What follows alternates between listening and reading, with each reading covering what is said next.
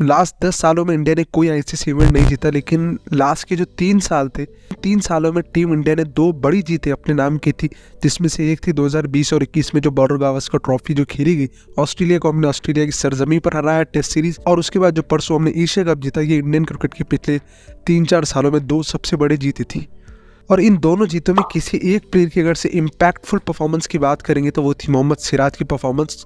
दोनों भी इवेंट में, यानी 2023 का जो एशिया कप खेला गया उसमें भी, और जो 2020-21 की जो बॉर्डर गावस्कर ट्रॉफी की जो टेस्ट सीरीज खेली गई थी ऑस्ट्रेलिया में, उसमें भी सिराज की जो परफॉर्मेंस थी वो सबसे ज़्यादा इम्पैक्टफुल थी।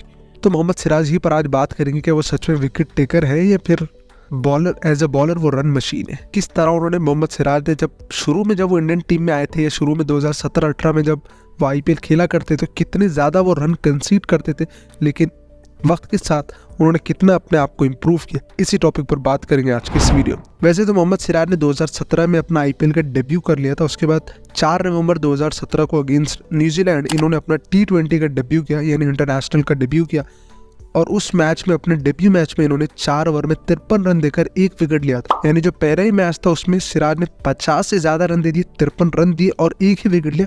हालांकि उन्होंने केन विलियमसन का विकेट लिया था, लेकिन 4 ओवर में 53 रन देना कोई भी प्लेयर नहीं चाहेगा कि उसके डेब्यू में वो उतने ज़्यादा रन कंसीड करे। उसके बाद जब उन्होंने वनडे का डेब्यू किया ऑस्ट्रेलिया के अगेंस्ट, तो उसमें 10 ओवर में 76 रन दिए और कोई भी विकेट उन्हें नहीं मिला। यानी जो 2 फॉर्मेट के उनके डेब्यू थे वो बहुत ज़्यादा हॉरिबल थे। लेकिन वहीं जब उन्होंने टेस्ट का डेब्यू किया, आई थिंक 2020-21 की वो जो सीरीज़ खेली जा रही थी, उसका सेकंड मैच में उन्होंने डेब्यू किया था। पूरे टेस्ट में, कंप्लीट टेस्ट में उन्होंने एक इनिंग में 2 विकेट और एक इनिंग में 3 विकेट लिए थे, और पूरे टेस्ट में उन्होंने 5 विकेट लिए थे। लेकिन जब उन्होंने 2017 में सनराइज हैदराबाद के लिए आईपीएल का डेब्यू किया, उसके बाद से एक टैग उनके ऊपर ये लग गया था कि ये बहुत ज़्यादा रन मशीन है, मतलब एज अ बॉलर ये रन मशीन है, बहुत ज़्यादा रन कंसीड करता है। 2017 की अगर से मैं आपको इनकी परफॉर्मेंस बताऊं तो 6 मैचेस इन्हें खेलने को मिले थे हैदराबाद की तरफ से, जिसमें उन्होंने 212 रन दिए थे, लेकिन 10 विकेट लिए थे। लेकिन इनकी जो इकॉनमी थी वो 9.5 की थी, यानी विकेट इन्होंने लिए थे 6 मैचेस में 10 विकेट तो दिए, लेकिन 9.5 की इकॉनमी से इन्होंने रन कंसीड की। उसके बाद 2018 में 11 मैचेस में 366 रन देकर उन्होंने 11 विकेट लिए। यहाँ पर इकॉनमी को उन्होंने इंप्रूव किया पूरे साल भर मेहनत करने के बाद। यहाँ पर उनकी लगभग 9 की इकॉनमी थी।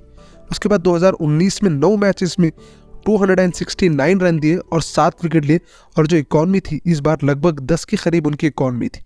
उसके बाद 2020 के आईपीएल एडिशन में उन्होंने 9 मैचेस में 236 रन देकर 11 विकेट लिए, और यहाँ पर उनकी जो इकॉनमी थी वो 8.68 की थी। 2021 में 15 मैचेस में 353 रन 11 विकेट लिए, और यहाँ पर उन्होंने अपनी इकॉनमी को बहुत ज़्यादा इंप्रूव किया। यहाँ पर उनकी जो इकॉनमी थी वो लगभग 6.5 पौने 7 की इनकी इकॉनमी थी।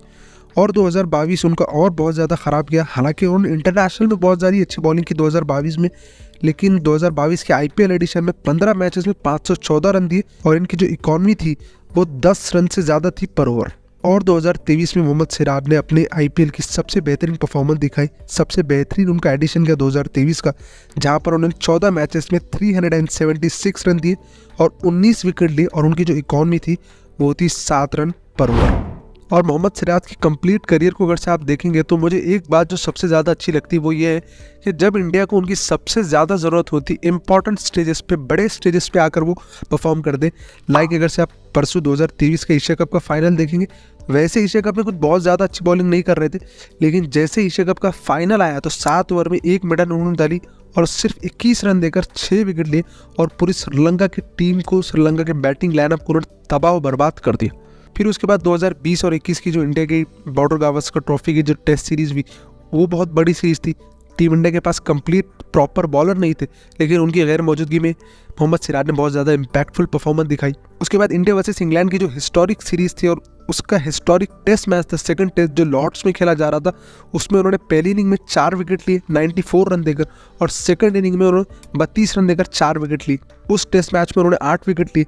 उसके बाद जो फाइनल टेस्ट मैच था जो कि इंग्लैंड जीत गया, लेकिन सीरीज़ हमने बराबर की 1-1 से, उसकी पहली इनिंग में उन्होंने 66 रन देकर 4 विकेट लिए थे। तो मोहम्मद सिराज की अगर से आप पूरे करियर को देखेंगे तो उस टाइम पर उन्होंने परफॉर्म किया जहां पर इंडिया को उनकी सबसे ज़्यादा ज़रूरत थी। और आईपीएल की परफॉर्मेंस तो मैंने आपको बता दी 2017 से लेकर 2023 तक। तो इस वीडियो को देखने के बाद आपका क्या ओपिनियन है? क्या मोहम्मद सिराज सच में रन कंसिडर है, रन मशीन है, या फिर इंडिया के लिए विकेट टेकर बॉलर है? कॉमेंट सेक्शन में ज़रूर लिखिएगा। इसी तरह के वीडियोज़ के लिए हमारे चैनल को सब्सक्राइब करें। Thank you for watching.